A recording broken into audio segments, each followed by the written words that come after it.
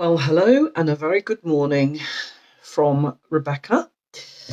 For those of you who might be tuning in to me for the first time, this is my Monday messages, and it's actually going to be my last Monday message for a couple of weeks because I'm off tomorrow. I am starting this new year, because that's how I regard this time of year, as I mean to go on, which is just going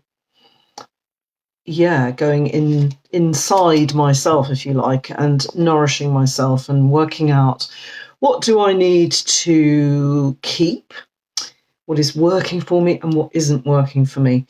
And I'm going to share my own personal story of something that I did just this weekend, actually, which is, I think, a perfect example of how we know when things that we've chosen in the past, that somehow the balance is tipped and that behaviour or that relationship or that situation, whatever it is, isn't really working for us anymore. And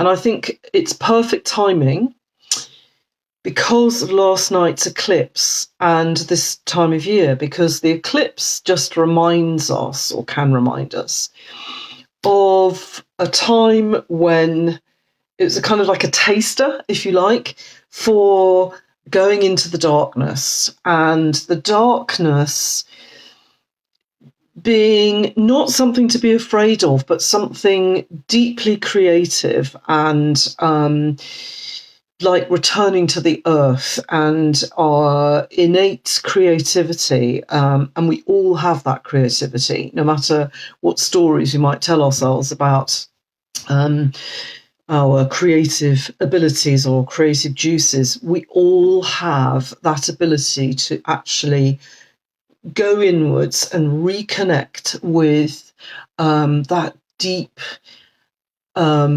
safe, fertile darkness that is deep within us. And that's what the autumn and winter is. Well, the autumn and this late summer period is preparing us for that. And that invitation to go inwards and to really nourish and to plant seeds, but also to be able to nourish them, to be able to actually nurture them and mind them so that we can actually fully bloom when the spring comes. So, maybe hard to notice because I often have my hair back, but on Saturday I decided to go and get my hair cut. And that might sound like, yeah, so what, to a lot of people. But to me, it was quite a big deal because I hadn't been to the hairdresser, any hairdresser, since 2020. And I've enjoyed 5 years, basically, of really, really long hair. Obviously not at the beginning, but basically Saturday morning I could virtually sit on my hair. It was so long. And now it's, as you can see, it's kind of breast height, breast length, and it's been layered a lot. And it's actually really curly, which I didn't know because all that weight was pulling the curls down. And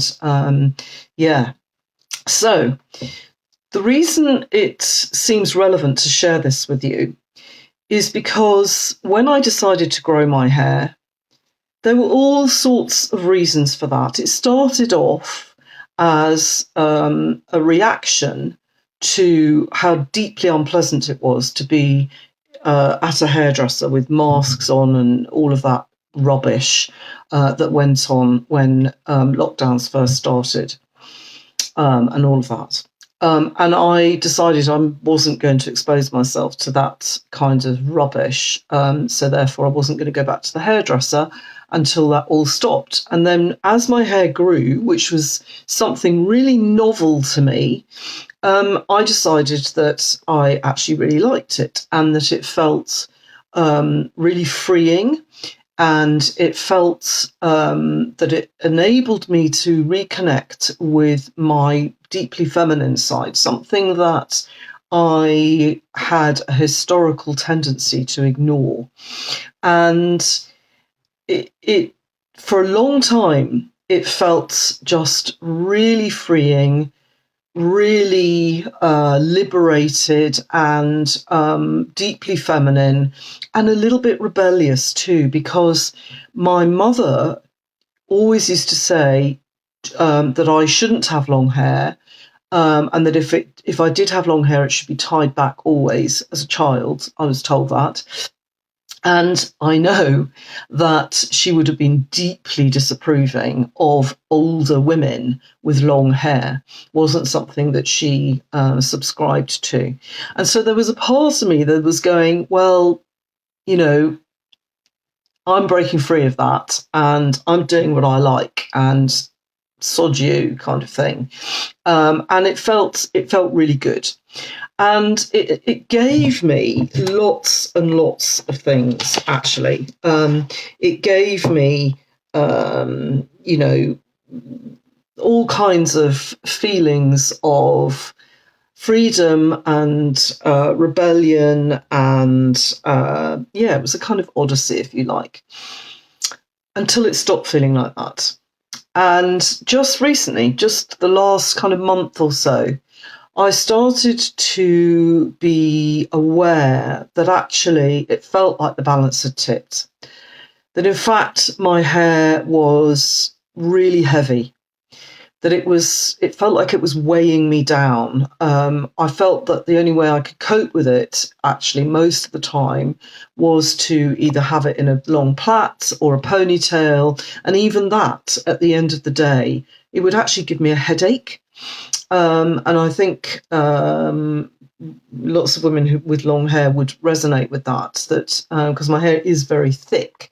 And I started to understand that perhaps it had run its course, that I didn't really need to keep growing it. And in fact, why was I? That I had kind of proved to myself that I could, that it had helped me really kind of embrace a much more feminine side of me, a much more feminine type of energy, if you like.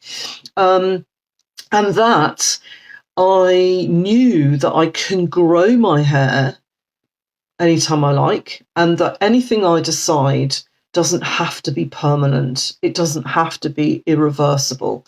Now, for a brief moment, there was a part of me that popped up saying, "Oh, well, if you cut your hair, you're going backwards. You're negating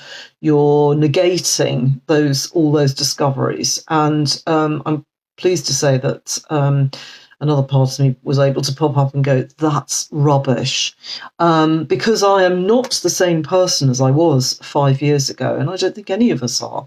So I was able to actually recognize the value in allowing myself to have that 5 years of just continued growth, and also to have the wisdom to know that it didn't feel that I needed to do that anymore, and that I actually now felt strongly that I just needed to change it. I needed to cut some off. I needed to break free of some of that weight, if you like. And that is exactly what has happened, that almost immediately it was cut, and there was actually over 12 inches of hair that came off.